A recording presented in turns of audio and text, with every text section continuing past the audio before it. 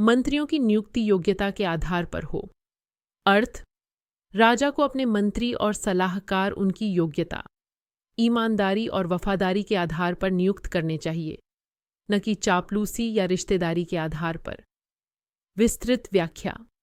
योग्य मंत्री राज्य की संपत्ति होते हैं। वे अपनी बुद्धि और कौशल से राजा को सही सलाह देते हैं और प्रशासन को सुचारू रूप से चलाते हैं। अयोग्य और भ्रष्ट मंत्री राज्य को दीमक की तरह खोखला कर देते हैं। इसलिए मंत्रियों की नियुक्ति से पहले उनकी हर तरह से परीक्षा ली जानी चाहिए।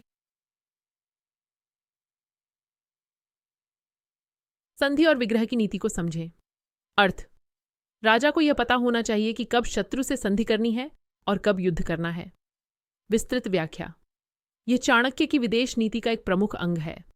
यदि शत्रु आपसे अधिक शक्तिशाली है तो उससे संधि करके समय का इंतजार करना बुद्धिमानी है। यदि आप शत्रु से अधिक शक्तिशाली हैं तो आप उस पर विजय प्राप्त कर सकते हैं, और यदि शक्ति बराबर है तो तटस्थता या द्वैध नीति अपनाई जा सकती है। हर निर्णय राज्य के हित को ध्यान में रखकर लिया जाना चाहिए।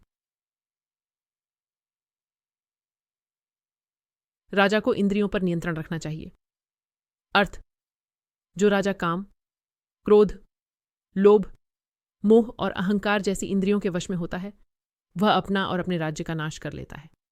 विस्तृत व्याख्या। चाणक्य कहते हैं कि एक राजा का व्यक्तिगत चरित्र बहुत महत्वपूर्ण होता है।